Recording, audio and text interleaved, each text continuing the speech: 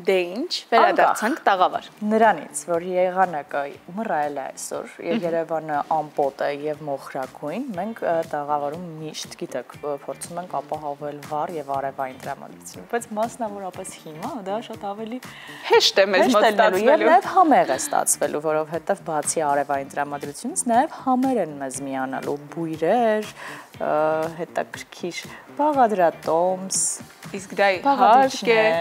այո, ապահովում է մեր գործընկեր Անուշը, որը իր հետ բերել է ոչ միայն նոր բաղադրատոմս, այլ նաև լավ տրամադրություն, բարի լույս Անուշ։ Բարի լույս սիրելի գործընկերներ, բարի լույս սիրելի հեռուստադիտողներ։ Այո, այսօր լավ տրամադրություն կլինի մեզ մոտ, որովհետև շատ համեղ ուտեստ ենք պատրաստելու, որը որ պահքի շրջանի համար հատկապես կարծում եմ շատ շատերը կօգտագործեն, կօգտվեն այս բաղադրատոմսից։ Անուշ, մեր հոգատար Անուշ, Անի Սրտիկյան։ Ես մտածել եմ ձեր մասին այսօր, այո։ Շնորհակալություն շատ, որ մտածում ես մեր մասին եւ մեզ նման շատ հեռուստադիտողների, բայց հիմա պատմիր ինչ ես պատրաստելու։ Մեզ անհրաժեշտ կարմիր ոսպով քյուրթա ենք պատրաստելու։ Մեզ անհրաժեշտ է կարմիր ոսպը նախապես եփել, ես արդեն եփել եմ, ճիշտ է եփելուց հետո դառնում է դեղին ոսպ, բայց ցույց տալու համար բերել եմ այստեղ։ Եվ մեզ անհրաժեշտ է բլղուր, հիմնական բաղադրիչներն են։ Բլղուրը հիմա պետք է մենք թրջենք։ Նախապես չես թրջել, այսինքն այս պահին ենք թրջում։ Ոչ, ընդամենը մի քանի րոպե, 2-3 րոպեից արդեն պատրաստ կլինի։ Մի փոքր թրջում ենք։ Սա իդեպ որ խոհանոցից է այս բաղադրատոմսը։ Ավելի շատ սիրիահայերն են պատրաստում եւ իրենք հենց դարձրեցին ավելի արդիական։ Ես պատկերացնում եմ, եթե իրենք են պատրաստել, ուրեմն համային ինչ հրավառություն է մեզ սպասում։ Այո, այո։ Եվ լավ է, որ հիմա շատ են սկսել ընդհանրապես պատրաստել եւ մեր թավան արդեն տաք է։ Մենք պետք է հիմա սխտոր ճզմենք եւ մի քանի բաղադրիչներ ավելացնենք այստեղ։ Մանե, առաջարկում եմ դու գաս ինձ օգնել։ Ես մեծ սիրով ուզում եմ հասկանալ, այդտեղ կանաչիներ էլ կան, գուցե աղցանել է պետք պատրաստել, բայց հիմա միանգամից խոհանոցում པարզ կդառնա ամեն ինչ։ Թե ձեզ տեսնեմ աղջիկներ։ Հատուկ քեզ համար Անի։ Ես չեմ առաջարկում միանալ ձեզ, ինձ թվում է շատ կլինենք այստեղ։ Ես հիմա այստեղ պետք է կախարդական հնարք կիրառեմ, բավականին հեռու կանգնելով հավաքեմ իմ մազերը իմ գաղտնի զենքով, որովհետև ես չեմ սիրում, որ խոհանոցում մազերը շատ ճիշտ ես մանե, եթե նկատել եք, ես էլ միշտ հավաքում եմ, այո։ Եվ հիմա պետք է սխտորը ճզմենք։ Դու կգաս այդ ընթացքում հազարի տերևն ու սպանախը կկտրտես եւ այսպես կդասավորես մատուցման ափսեի վրա։ Պարզապես գեղեցիկ դասավորում ենք մատուցելու համար։ Կտրտում ենք, այո, եւ շատ լավ դասավորում։ Հիմա մի փոքր փորձեմ ամեն դեպքում ավելացնում ձիթայով։ Այո, Անի։ Հիմա շատ է, հիմա ես քեզ հետ եմ զրուցելու։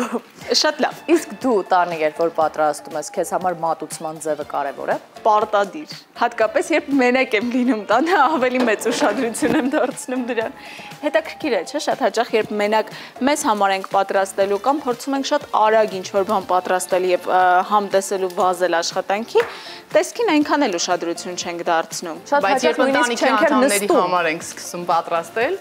միանգամից սկսում ենք ուշադրություն դարձնել ամեն դետալին։ Բայց ես քեզ հետ համաձայն եմ, լինում են օրեր, երբ վայելում ես քո մենակ լինելու, լռության մեջ լինելու պահը եւ երբ ինչ-որ բան ես պատրաստում, որոշում ես հնարավոր ամենագեղեցիկ ձևով վայելել դա։ Անկամ սուրճի ափսեն, որը պետք է տեղ գտնի սուրճի կողքին, միշտ փորձում ես գեղեցիկ ինչ-որ չրեր տեղադրել, որ ավելի գեղեցիկ լինի եւ ավելի համեղ վայելել դա։ Դե իհարկե, այդպես ավելի հաճելի է։ Հիմա ամենակարևոր բաղադրիչը այստեղ չոր անանուխն է, որը որ իրես կա։ Ոյ։ Անանուխի թեյով կարելի է վայելել նանան, չէ։ Այո, այո։ Ավելացնում ենք սխտորի վրա, այստեղ իհարկե պետք է նաև սոխառած լիներ, բայց այսօր մենք չենք օգտագործի այստեղ։ Գիտես, այս նանայի եւ անանուխի պատահական չասացի, որովհետեւ մի օր երբ փնտրում էի սուպերմարկետում նանա, եւ հենց այդպես ասացի, չոր նանա կա այստեղ, ասացին չէ։ Եվ ես գտա չոր անանուխ։ Նույն խնդիրը թարգմանության մեջ են ընդհանրապես։ Շատերը չգիտեն, այո, որ անանուխ է, բայց արդեն տարածվել է հիմնականում օգտագործում են։ Նույնիսկ ինչպես ռոզմարինը, որ ասում են հազրեվարդ, նույնիսկ արդեն դա են օգտագործում հայերեն տարբերակով։ Անուշ տերևները կտրատեմ, թե գեղեցիկ այսպես շարենք։ Ես անկեղծ ասած տան համար միշտ կտրատում եմ։ Ես կկտրատեմ։ Հետո աղցանի պես էսպես խառնում եմ։ Ես կկտրատեմ։ Այդպես, հիմա սխտորը արեցինք, ինչ մնաց մեզ, տոմատի մածուկ եւ պղպեղի մածուկ ունենք։ Առանց պղպեղի մածուկ անհնար է ուղակի ստանալ այն համը, որը մեզ անհրաժեշտ է։ Պարտադիր պետք է պղպեղի մածուկ օգտագործել, կարմիր պղպեղի մածուկը։ Իդեպ հենց իր հայերի, որ ես գալու եմ այդտեղ ամեն դեպքում։ Պղպեղի մածուկ է մեր խոհանոցի իրավիճակը Սա աջիկայի պես է։ Ոչ, դա բայց պղպեղը է, այո։ Այնտեղ շատ տարբեր համեմունքներ կա։ Իսկ սա հենց պղպեղն է, չորացրած, ես տեսել եմ թե ինչպես են սիրիահայերը պատրաստում այստեղ։ Ուրեմն դնում են եւ փռում այսպես, չորացնում են արևի, եւ հետո արդեն աղում են ու ստանում են խիտ պղպեղի մածուկ։ Որտեղից է իրան ձեռք բերում դարձյալ պահածայացված տարբերակով խանութներում կան։ Ինչպես լոլիկի մածուկը։ Իմանանք։ Գնենք եւ օգտագործենք խանութում։ Սա կծու է, մենք մի քիչ կավելացնենք, բայց եթե կծու չլիներ, ես մի քիչ ավելի Ես կարող եմ քեզ լոլիկ տալ, որ դու գնաս կամ մնաս։ Այսինքն որ դու գնաս, ես խանգարում եմ, հասկացա։ Չէ, ինձ թվաց դու եկել ես։ Բայց ես կարող եմ նաև այստեղից գնալ ու այս դռնով դուրս գալ։ Մենք մեկ ժամ դեռ եթեր ունենք եւ դու մենակ կարող ես մնալ։ Անի ինձ թվում է դու արդեն կսովորես եւ շատ կսիրես խոհանոցը ու շատ նոր բաղադրատոմսեր կսովորես, տանը կսկսես ավելի շատ լինել խոհանոցում։ Ինչ ես կարծում։ Նկատի ունես գնամ ամեն դեպքում եւ լինեմ տանը ավելի շատ Հակառակը, դու արդեն ավելի շատ ես սկսում խոհանոցում։ Ես համաձայն եմ քեզ հետ։ Իրականում կատակը մի կողմ, ինչ խոհանոցային հատված է սկսվել Եզրելի հեռուստատիտողներ, եւ մեր հյուրերի պատրաստած բաղադրատոմսերը եւ քո պատրաստած բաղադրատոմսերը, այսպես օր-օրի հայտնվում են նաեւ իմ տան խոհանոցում նախաճաշերի կամ ճաշերի մեջ։ Անաշխարնենք Այո, ես վերցնեմ 2 հատ սո։ Մի լքիր մեզանից։ Բայց տաղավարը չեմ լքում, պարզապես խոհանոցային հատվածը։ Իդեպ մենք ամեն անգամ երբ գնում էինք խոհարարների մոտ եւ տարբեր բաղադրատոմսեր նկարում, անի իմ մոտ այդպես էր, գալիս էի տուն եւ անմիջապես ընթրիքին պատրաստում էի տվյալ ուտեստը, որովհետեւ այո, նոր բաղադրատոմս է սովորում եւ միշտ տանկանայք մտածում են, չէ, այսօր ինչ պատրաստենք, ինչ անենք։ Բոլոր հարցերի պատասխանը տրվում է հենց մեր խոհանոցում, նաև քո օգնությամբ, որովհետև ինչ սովորել ես, կիսվել ես նաև մեզ հետ, մենք էլ մեր հեռուստադիտողների պես խոհանոցում փորձարկել ենք։ Իդեպ ես չեմ կարող հիմա չնշել, թե Անին մի օր ինչպես եթերից հետո եկավ եւ մեզ որոշեց հյուրասիրել եւ պատմել մի բաղադրատոմս, որը ներկայացրել էր Մարիաննան մեր եթերում։ Այո։ Բանանով սուրճի մասին է խոսքը։ Դա անմահական էր։ Իսկապես այն դեպքերից է, երբ Մանան իմ տանը համտեսեց այն սուրճը, որը որ այստեղ Մարիաննա Վարդանյանի պատրաստած բաղադրատոմսով էի փորձել։ Հենց այդ երեկո, այնպես որ դուք էլ սիրելի հեռուստադիտողներ պարտադիր փորձեք պատրաստել։ Անուշ, իսկ երբ որ դու այդ բաղադրատոմսերը խոհարարներից պրոֆեսիոնալ ձեռք ես բերում եւ հետո սկսում ես արդեն տանը ինքնուրույն պատրաստել, որ պահից սկսված ես էքսպերիմենտներ անում եւ այսպես քո երևակայությամբ ավելացնում բաղադրիչներ, թե նույնությամբ ես առաջին անգամը պատրաստում։ Սովորաբար գուցե առաջին անգամը նույնությամբ պատրաստեմ, բայց միշտ լինում են, չէ, բաղադրիչներ, որոնք այդքան էլ քո քիմքին հարմար չեն եւ դու փոխում ես ձեռքի տակ այդ բանին եւ պետք է փոխարինել։ Անուշ, ես առաջարկում եմ սա առայժմ դնենք մի կողմ եւ դու կտրի կիտրոնը։ Ինչպես։ Կիսալուսնաձև, այո։ Մենք պետք է դասավորենք այստեղ։ Կիտրոնը անմահական միրգ է ըստ իս։ Հիմա համեմը կտրատենք, ավելացնենք եւ խաշված իդեպ ասեմ, որ սա ընդհանրապես 15-20 րոպե կտևի պատրաստելը, եթե կարմիր ոսպը եփել եք արդեն։ Իդեպ կարմիր ոսպը բավականին արագ է եփվում եւ կարելի է դնել պարզապես ջրի հետ եփվում է ու զուգահեռ մնացած բաղադրիչները։ Այո, 10 րոպե էլ դա է տևում։ Քեզ կիտրոնները ներողություն բարակ են պետք։ Ոչ, մի փոքր ավելի հաս, 4 մասի մոտավորապես կա։ Հա, այսպես կարելի է անել, որպեսզի հետո քամեն եւ ուտեն։ Մենք ուղղակի ձևավորման համար ենք։ Այս մեկը քանի որ արդեն կիսել եմ, փորձենք այսպես ձևավորել։ Իդեպ սա իմ երեխաների սիրած ուտեստն է եւ ինչքան էլ որ պատրաստեմ, ինչ հաճախականությամբ է որ պատրաստեմ, նրանք միշտ օգտվում են։ Հանգիստ առանց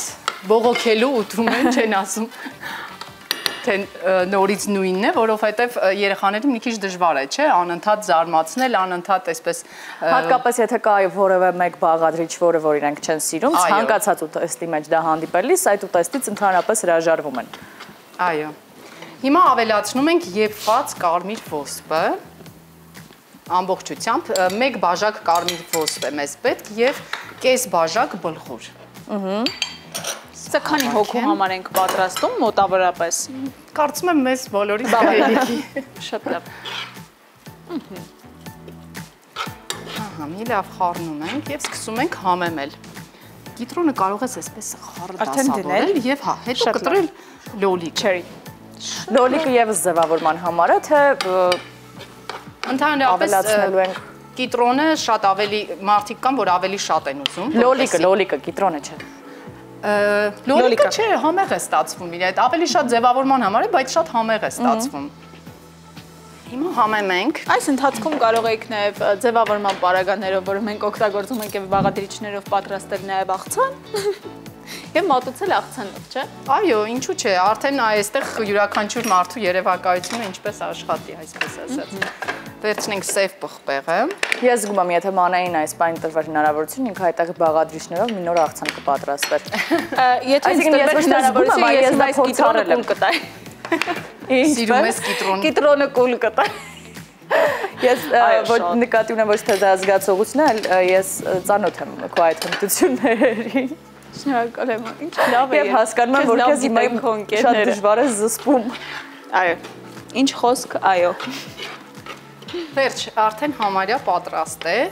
Մենք հիմա կսկսենք պատրաստել կոլոլակներ։ Դե դա էլ շատ հետաքրքիր է, որովհետև այս քյուրթեն կարծես սովորական գնդիկներ չենք պատրաստում, չէ՞։ Այո, այո։ Մոդել կպատմի անշուշտ։ Նայեք, հիմա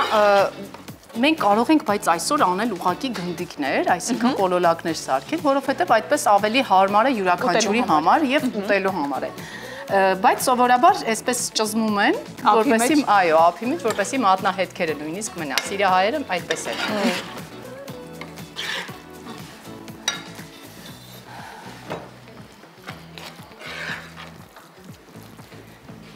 Հիմա ամենահետաքրքիրը։ Տեսեք, մեր կարմիր ոսպը նորից կարմրեց գտալներով այդ ոչ, այս անգամ ոչ, ձեռքով պետք է անենք։ Հիմա բլղուրին ենք ավելացնում։ Եվ կարմիր պղպեղի մածուկը հենց տեսեք ինչ գույն տվեց անի։ Ոսպը դարձավ իսկապես կարմիր։ Կարմիր դարձավ։